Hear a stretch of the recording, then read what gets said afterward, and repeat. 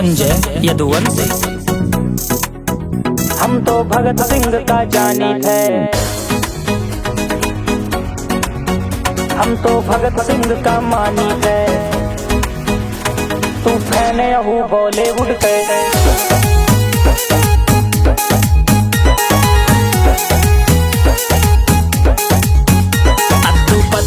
हम साइड कैदी पहुंची मामला टाइट कैदी रोंग रहा है सब राइट कैदी।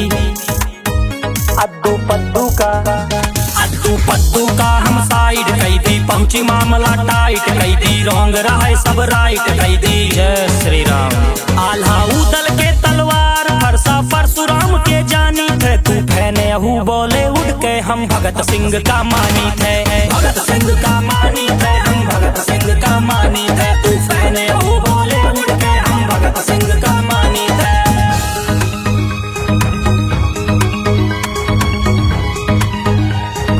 परशुराम के जानी थे।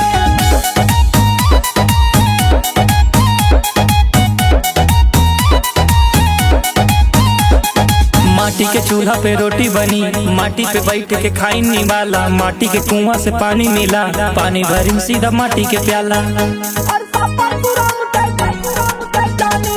माटी के चूल्हा पे रोटी बनी, हम माटी पे बैठ के खाई वाला। माटी के कुआं से पानी मिला, हम पानी भरी सीधा माटी के प्याला। संजय यदुवंशी के नौना गोरी ऐसे ना मशहूर है। हर दिल पे राज करा थे लड़का, नशा फसा से दूर है। आल्हा उदल के तलवार फरसा परशुराम के जानी थे। तू फैने अहू बॉलीवुड के, हम भगत सिंह का मानी थे। भगत सिंह का मानी थे, हम भगत सिंह का मानी थे। तू फैने अहू बॉलीवुड के, हम भगत सिंह का मानी थे। भगत सिंह का मानी थे, हम तो भगत सिंह का मानी थे। परशुराम के जानी थे।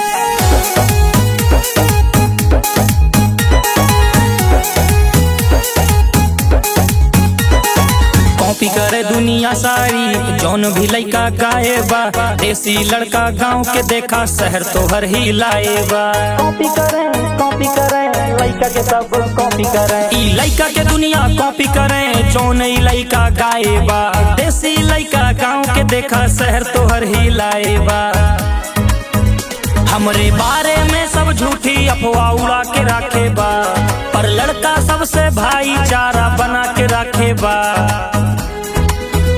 आल्हा उदल के तलवार फरसा परशुराम के जानी थे। तू हीरो ढूंढा बॉलीवुड, हम भगत सिंह का मानी थे।